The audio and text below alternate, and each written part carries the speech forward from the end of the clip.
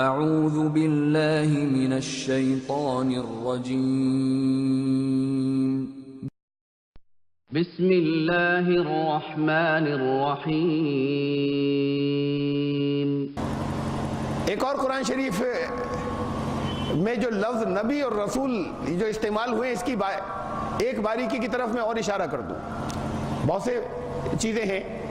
عام طور سے جو فرق بیان کیا جاتا ہے وہ فرق نہیں ہے، وہ قرآن سے غلط جو مشہور ہے وہ قرآن سے ثابت نہیں ہوتا، بلکہ قرآن اس کے خلاف کہتا ہے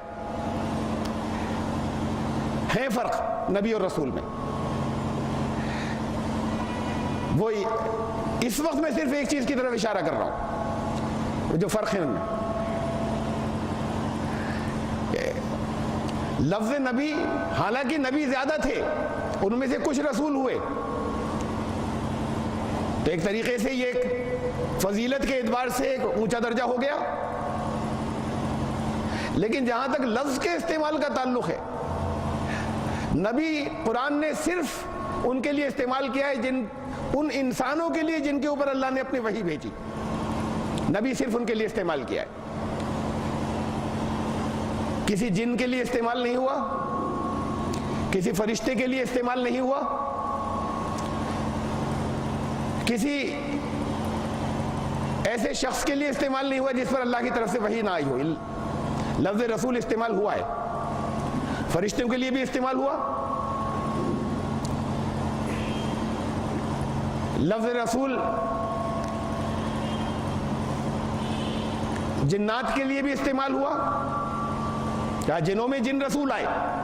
جنوں میں جن نبی آئے، یہ نہیں کہا ہے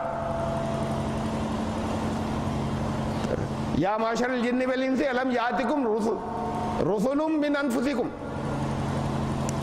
اے جنوں انسانوں کی جماعت، کیا تمہارے پاس تم ہی میں سے رسول نہیں آئے تھے؟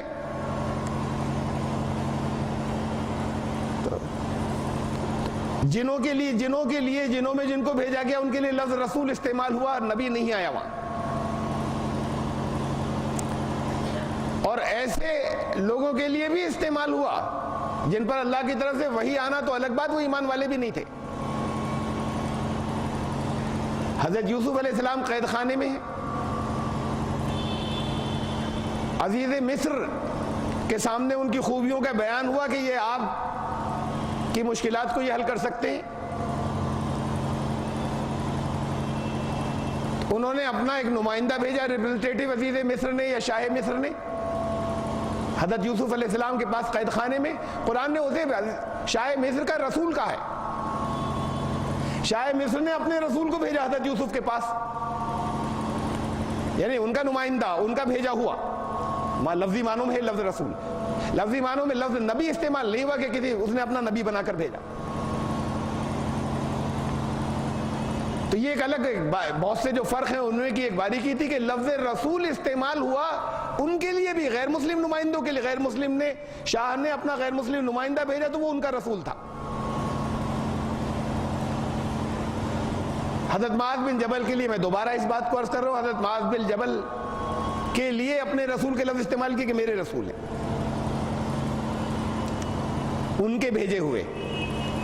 وہ محمد رسول اللہ صلی اللہ علیہ وسلم اللہ کے بھیجے ہوئے، اللہ کا پیغام لے کر آئے۔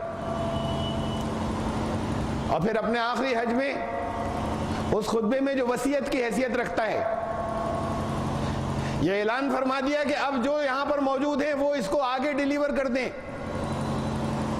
اس پیغام کو جو ان تک پہنچ چکا۔ رسول ہو گئے سارے لوگ، رسول اللہ صلی اللہ علیہ وسلم کا پیغام آگے پہنچانے والے، تو یہ رسول کے رسول ہوئے۔ وقال الرسول يا رب إن قوم اتخذوا هذا القرآن مهجورا